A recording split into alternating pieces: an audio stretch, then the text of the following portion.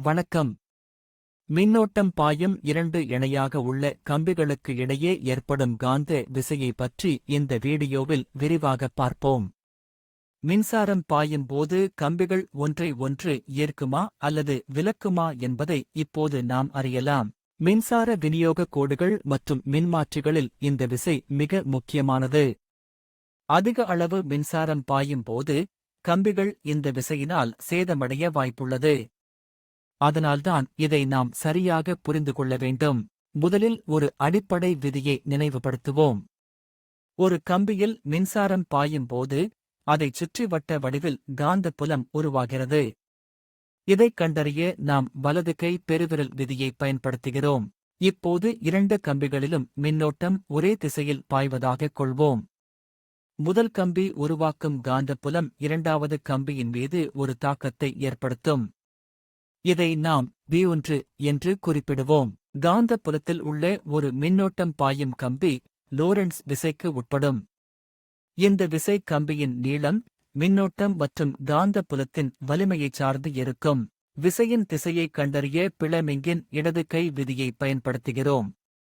பெருவிரல் விசையையும் ஆள்காட்டி விரல் காந்த புலத்தையும் நடுவிரல் மின்னோட்டத்தையும் குறிக்கும். ஒரே திசையில் மின்னோட்டம் பாயும் போது இரண்டு கம்பிகளுக்கு இடையே ஈர்ப்பு விசை உருவாகிறது. இதனால் கம்பிகள் ஒன்றை ஒன்று நோக்கி இழுக்கப்படுகின்றன. இது ஒரு முக்கியமான நிகழ்வாகும்.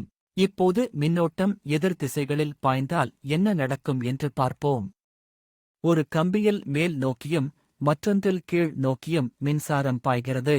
மின்னோட்டம் எதிர் திசையில் இருக்கும்போது அங்கு விலக்கு விசை ஏற்படுகிறது.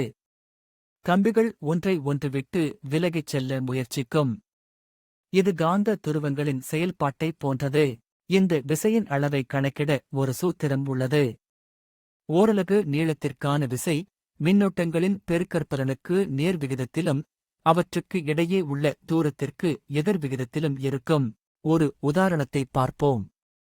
2 ஆம்பியர் மற்றும் 5 ஆம்பியர் மின்னோட்டம் கொண்ட கம்பிகள் 10 சென்டிமீட்டர் இடைவெளியில் இருந்தால் அவற்றிற்கு இடையே ஏற்படும் விசையை இந்த சூத்திரம் மூலம் எளிதாக கணக்கிடலாம். கம்பிகளுக்கு இடையே உள்ள தூரம் அதிகரிக்க அதிகரிக்க விசை குறையும் என்பதை இந்த வரைபடம் விளக்குகிறது. நெருக்கமாக இருக்கும் கம்பிகள் அதிக விசையை உணரும். அதேபோல் பாயும் மின்னோட்டத்தின் அளவை அதிகரித்தால் காந்தப் புலமும் விசையும் வலுவடையும். அதிக மின்சாரம் பாயும் கம்பிகள் மிக வலுவாக ஈர்க்கப்படும் அல்லது விலக்கப்படும். உங்களுக்குத் தெரியுமா? ஆம்பியர் என்ற அலகின் வரையறையே இந்த விதியை பயன்படுத்திதான் உருவாக்கப்பட்டது. 1 மீட்டர் இடைவெளியில் உள்ள இரண்டு கம்பிகளுக்கு இடையே குறிப்பிட்ட விசை ஏற்பட்டால் அது 1 ஆம்பியர் எனப்படும்.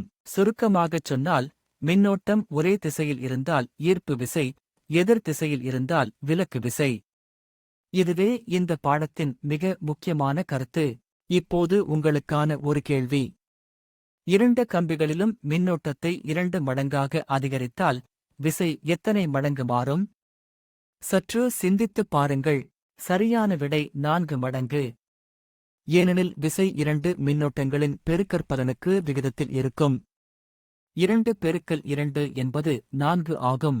காந்த விசையின் இந்த அடிப்படை விதிகள் மின்னணுவியல் மற்றும் மின் பொறியியலில் மிக முக்கிய பங்கு வகிக்கின்றன. தொடர்ந்து கற்றுக்கொண்டே இருங்கள். நன்றி. இந்த காணொளி விஷன் சால்வியை மூலம் உருவாக்கப்பட்டது.